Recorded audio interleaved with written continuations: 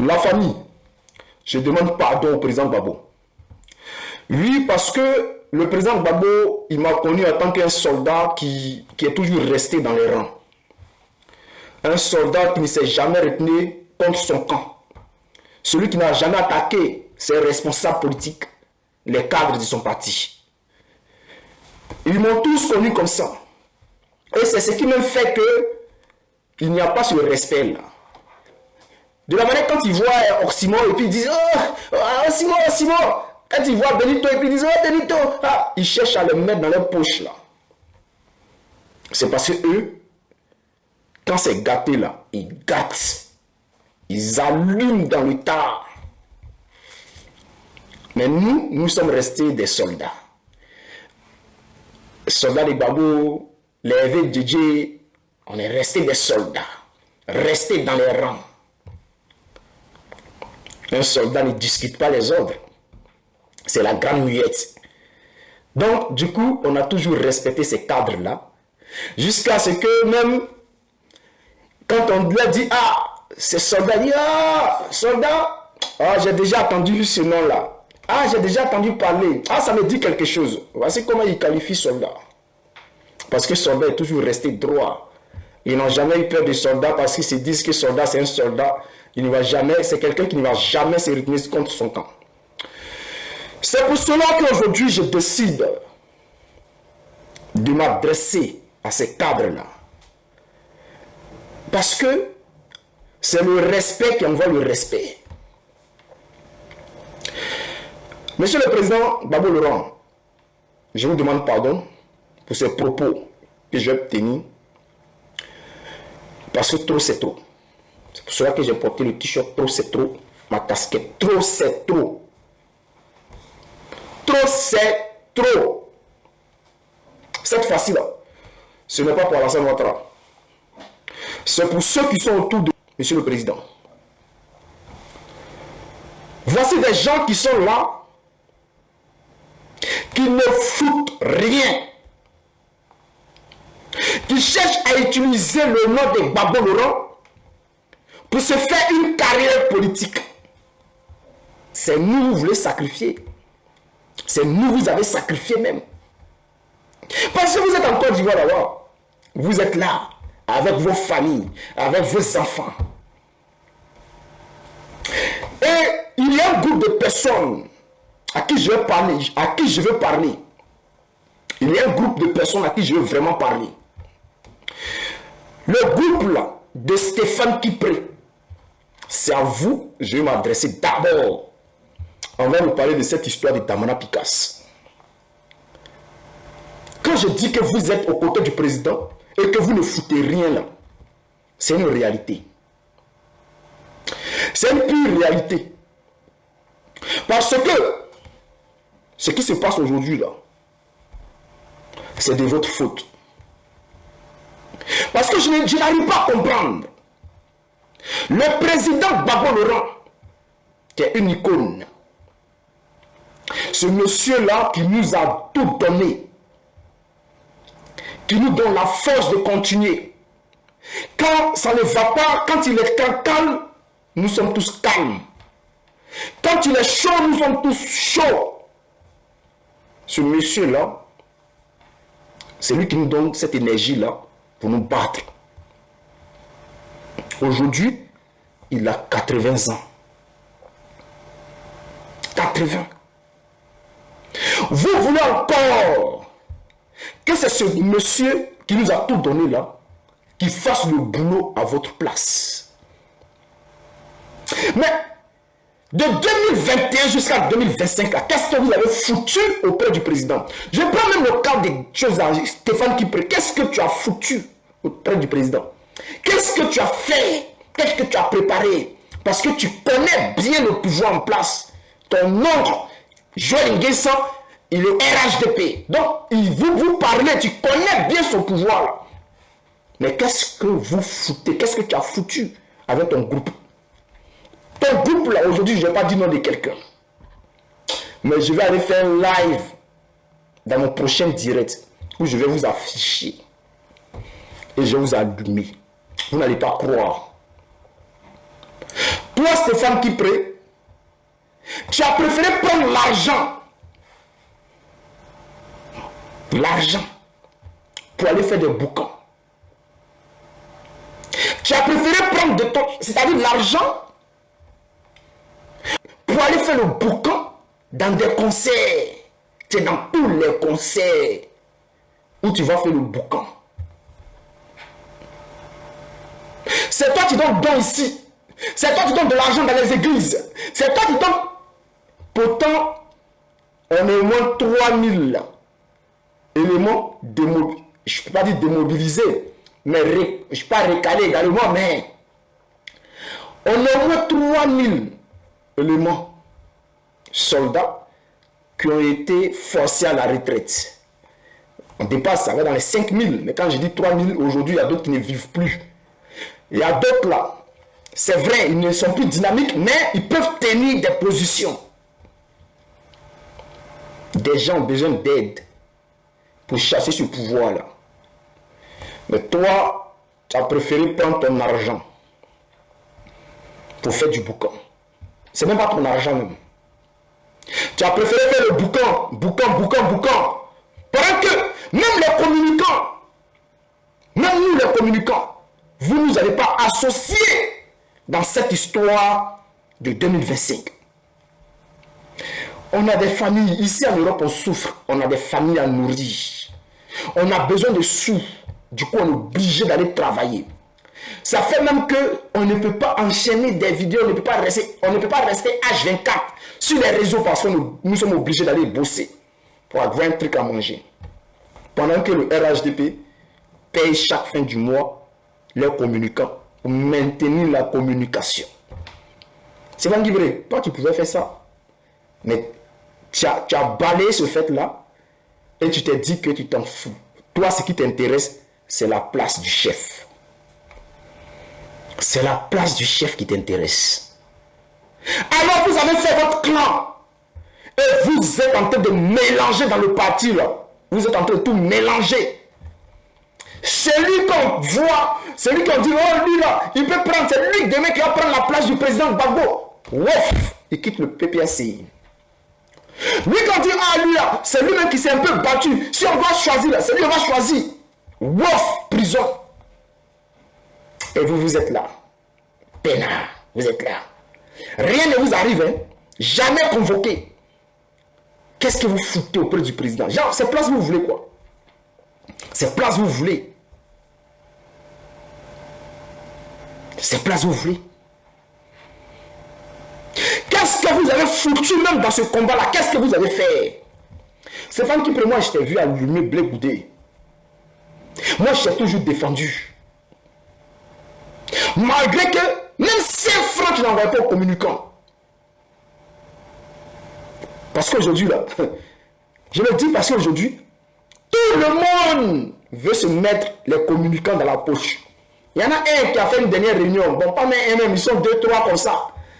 Qui ont déjà approché les communicants. Chacun veut prendre les communicants pour mettre les communicants dans les poches. Et toi, ton groupe là, dans ton groupe là, il y a un élément qui a déjà, même ici, hier ou avant-hier, qui a déjà approché les communicants pour chercher position des communicants, pour mettre les communicants dans les poches. Mais on n'est pas encore. Ce que nous on veut là, c'est pas ça qui est dans les têtes. Quand on les regarde, ils ne sont pas capables de faire ça. Ça veut dire que vous là, vous vous en foutez du combat en vrai. Vous n'êtes pas prêts pour affronter Alassane Ouattara. Vous êtes tous des chocos.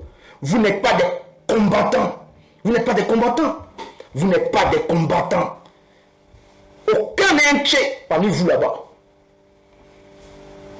Tous dans les histoires de Dagbashi. Allez dans les Abora, parler, c'est tout. Nous vous a dit ici. Il y a longtemps, on vous dit. Moi là, j'ai toujours dit, je suis prêt pour aller sur le terrain. Je suis prêt. Il y a du monde derrière moi. Des gens qui sont prêts à se battre contre Ouattara. Mais non. Non. Vous êtes dans vos coins, vous avez tous les moyens, mais vous n'êtes pas prêts. Vous voulez que c'est le président Gbagbo Laurent qui se balade dans les chancelleries. qui aille voir, qui se balade dans les pays pour aller voir des présidents. Le président ne peut plus faire ce boulot-là. Mais parmi vous là, aucun n'est capable. Personne n'a été capable pour nous préparer un terrain. Vous savez que Ouattara est un terreau. On ne négocie pas avec les terreaux. On ne négocie pas avec les terreaux. Un terreau là, il ne négocie pas avec je sais pas, des partis politiques, des civils. Ils s'en foutent, ils matent tout. Donc les terreaux doivent être matés. Alassane Ouattara là, on devait le mater. Ça me fait mal. Wallah Billah, je vous dis encore. 25 là, le 25 là, la stratégie là. Si vous aviez approché le soldat de Gbagbo pour parler de cette histoire-là, je vous jure que surtout ce que je cherche, ce pouvoir allait tomber.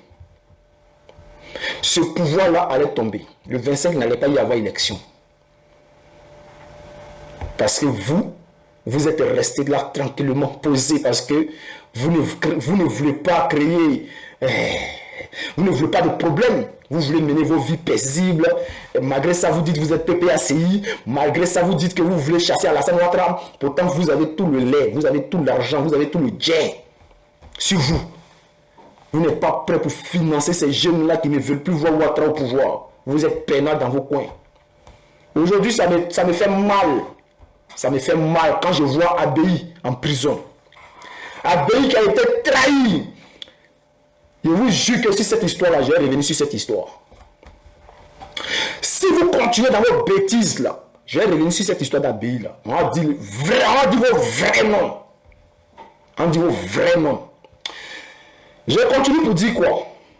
Chers frères, chers Ivoiriens. Aujourd'hui, on a des gens qui sont au sein du PPACI, qui veulent mélanger le PPACI. Des gens même qui nous approchent, qui veulent qu'on s'attaque à d'autres cadres politiques. Parce que ces personnes-là veulent aller aux législatives. Et je le dis en même temps, ce n'est pas parce que ces personnes nous approchent, hein, mais celui qui va s'amuser pour dire qu'il va aux législatives, là, quand je prends sa photo, je vais déposer là, il ne va pas croire. Vos camarades sont en prison. Vos camarades sont en prison. Si vous vous amusez pour dire que vous allez aux législatives, vous n'allez pas croire. On vient d'arrêter Damana Picasse parce que vous avez vendu sa position. Oui, parce que vous avez vendu sa position. Bon, Damana Picasse n'est pas là. Blaise Las n'est pas là. Daï Nestor n'est pas là. Bien d'autres camarades, ils ne sont pas là. Vous allez aux législatives. Ah, pourquoi? Pourquoi vous voulez aller aux législatives maintenant? Vous, quand vous voyez que Blaise Las, Daï Nestor, ils sont en prison là. Et puis vous voulez aller aux législatives là. Putain. Vous pensez à quoi? C'est vrai, la dernière fois, il a dit non, il faut aller aux législatives parce que ça ne m'intéresse pas, je m'en fous. Mais arrivé au moment là, tout c'est trop. Où on vient d'arrêter Damana Picasse là. Si j'attends un cadre, dit que lui veut aux législatives. Le président Gbagbo, je connais sa position, il ne veut pas aller aux législatives. Voilà, je vous le dis directement, le président Gbagbo ne veut pas aller aux législatives. Pourquoi je le dis? Ce n'est pas quelqu'un qui est venu me dire, hein. Déjà j'avais l'information et Nadi Gbagbo est venue, elle a confirmé la position du président Gbagbo Laurent. On l'a vu ici. Et quoi, Nayo, où elle a fait dans son allocution, elle a dit pourquoi vous êtes pressé pour aller aux législatives. Ça veut tout dire, ça veut dire que son mari ne veut pas aller aux législatives. Voilà, ça veut dire que notre président ne veut pas aller aux législatives. C'est lui qui va s'amuser. Et je vous dis maintenant, le PPACI il a fait des démocraties là, mettez ça de côté, on s'en fout de démocratie. Ce que le président dit là, c'est ce qu'on fait. Le mot du président Gbagbo là, c'est ce qu'on fait. Celui qui n'est pas content, il quitte le PPACI. Et puis quand je dis ça là, je sais que le groupe là, ceux-là qui se font passer pour les bons petits de Maman Nadi Gbagbo là, ne pensez pas que vous là, je vous laisse parce qu'aujourd'hui là, si nous sommes en difficulté dans ce combat là, c'est à cause de vous. Si le combat est trop dur, c'est à cause de vous parce que vous avez la capacité de faciliter les choses. Et c'est ce qu'on demandait depuis le début. On vous a demandé, c'est comment? On cherche à rentrer en contact avec vous. Quand on vous appelle, vous fermez, vous coupez, vous bloquez même mon numéro. Je vous préviens, dans mon prochain direct là, je ne serai pas pour toi. Je vais vous allumer. Vous n'allez pas croire. Elle n'a pas se lever pour dire que lui va aux législatives pendant que nos camarades sont en prison. Les Ivoiriens sont en prison. en 2000, le RDR ne reconnaissait pas le pouvoir de Gbagbo Laurent. Ils ne sont pas allés aux législatives. Donc nous aussi, en 2025, on ne reconnaît pas le pouvoir de Ouattara. On ne va pas aux législatives. Celui qui va s'amuser, il ne va pas croire. Il ne va pas croire. Je vous dis en même temps, hein, hey, j'ai réversé cette histoire de Stéphane Kipré. Stéphane Kipré, si le combat n'a pas avancé, là, c'est à cause de toi. Parce que j'étais le seul qui a les moyens. On sait, on voit tout ce que tu finances, parce qu'on voit le boucan que tu fais dans les concerts. Dans chaque concert, tu vas faire boucan. Tu vas jeter des millions sur des artistes. Donc ça veut dire que tu avais les moyens pour financer cette résistance. Si tu ne l'as pas fait, c'est parce que toi, non, tu n'es pas clair, ton visage va être divisé. Tu dois être de l'autre côté et puis de l'autre côté. Sinon là, je n'arrive pas à comprendre. Je n'arrive pas à comprendre. Tu dois être celui-là qui allait approcher même les activistes, les communicants, les résistants, ceux qui veulent vraiment voir Ouattara partir, ceux qui pouvaient mélanger le pays là. C'est toi qui pouvais les approcher. Tu n'es pas obligé de passer par toi, mais tu peux envoyer des collaborateurs pour approcher ces petits-là, ou bien ces camarades-là, pour parler avec eux. Tu as voulu, tu as décidé de rester tranquille dans ton coin, bouffer ton argent, faire ton boucan, faire ton malin dans le pays, devenir pasteur, aller distribuer de l'argent dans les églises, comme si un pasteur a déjà fait quelque chose pour la Côte d'Ivoire. Je vous jure, mon prochain live que je vais faire là, vous n'allez pas croire. Cette histoire de demain là, où vous partez, cette réunion là, de votre comité central là, avec le législatif n'a pas sorti, vous n'allez pas croire. Vous n'allez pas croire. Allez-y seulement dire que vous partez au législatif. Qu'on va afficher. Celui qui va se présenter, qu'on va afficher sa photo, il va quitter le PPACI. Il va quitter le PPACI, il ne va pas croire. Je vais m'asseoir sur lui matin, midi, soir. Vous n'allez s'arriver, non? Les gars, le combat n'est pas encore fini. Ici, je vais saluer toute la famille de Damana Picasso. Et je leur dis courage. Notre frère, c'est un héros. Il va sortir de là. Il va sortir de là. Comme un héros. Voilà. C'est parce qu'il a le cœur d'un lion qu'il a refusé de sortir du pays. Il a le cœur d'un Woody qu'il a refusé de sortir du pays. Mais, ceux qui l'ont trahi là, Wallahi Bilahi, vous n'allez pas croire. Vous n'allez pas croire. Ouattara, sache que ce 4e mandat-là, de la manière que tout est mélangé en est là, ton 4e mandat sera mélangé chaque jour. Chaque jour, Wallahi Bilahi, que ce pays-là, on va tout nyangami. Tu ne vas pas croire. Les gens vont parler, oh, c'est maudit là, c'est eux qui ont donné raison même. Ceux qui sont autour du président là, qui n'ont rien foutu, qui n'ont pas voulu nous associer à ton départ là. Ils ont voulu qu'on se débrouille tout seul, sans les moyens. Ils ne vont pas croire. Toi aussi, tu ne vas pas croire. Ne changez pas votre position. Je vous le dis encore, ne changez pas votre position. Regardez seulement. Nous avons longtemps gardé le silence, espérant que les choses changeraient d'elles-mêmes, que le vieux lion se lèverait encore une fois pour rugir au nom du peuple. Nous avons patienté, observé, encaissé. Mais aujourd'hui, notre colère devient parole, notre fidélité se heurte à la désillusion. Nous sommes de ceux qu'on appelle les soldats de Gbagbo, ces fils et filles du peuple qui ont donné sans compter, qui ont tout perdu, parfois la vie, parfois la liberté, souvent l'espérance pour que vive une idée, celle d'une Côte d'Ivoire libre, digne et souveraine. Mais voilà que le doute s'installe, que la foi chancelle. Après l'arrestation brutale de Damana à Diapikas, après l'échec de la désobéissance civique qui devait empêcher Ouattara de briguer un 4e mandat, après tant de sacrifices inutiles, nous voyons nos dirigeants parler d'élections législatives comme si de rien n'était. Quelle ironie! Comment peut-on prétendre boycotter une élection présidentielle au nom de la vérité et de la justice, et vouloir ensuite participer à une autre, organisée par le même régime, sous les mêmes lois injustes? Nous avons vu nos frères traîner dans la boue, arrêtés, torturés, exilés. Nous avons vu nos sœurs pleurer leurs fils morts pour une cause qu'elles croyaient juste. Et pendant que le sang des innocents séchait sur le bitume d'Abidjan, que le peuple se taisait sous la peur, nos dirigeants se taisaient aussi. Le silence de Gbagbo, autrefois stratégique, devient aujourd'hui pesant, presque complice. Nous l'avons aimé, notre président. Nous l'aimons encore. Mais comment ne pas s'interroger? Où est passée la flamme de celui qui, du fond de la haie, incarnait la résistance à l'Empire? Où est le Gbagbo qui tenait tête à Sarkozy, à l'ONU, à la France-Afrique? Où est le Gbagbo qui nous disait « On ne libère pas un peuple en dormant » Aujourd'hui, il semble fatigué, enfermé dans une bulle étroite, entouré de conseillers qui ont troqué la lutte pour le confort, la vérité pour la ruse, la conviction pour la compromission. Et puis, il y a cette ombre qui plane sur tout, celle de Nadi Bamba. On ne la voit pas toujours, mais on la sent partout. Elle n'a jamais été élue, mais son influence au sein du PPACI dépasse parfois celle des plus anciens compagnons de route. Beaucoup murmurent qu'elle tire les ficelles, qu'elle isole Gbagbo de son peuple, qu'elle filtre les voix, qu'elle oriente les décisions. Peut-être que ces murmures ne sont pas tous vrais, mais ils disent quelque chose de notre malaise. Nous ne reconnaissons plus la maison que nous avons construite. Le PPACI est devenu un château où la base ne compte plus. Où les militants qui ont tenu les meetings dans la poussière sont regardés avec mépris. Où les soldats sont remplacés par des courtisans.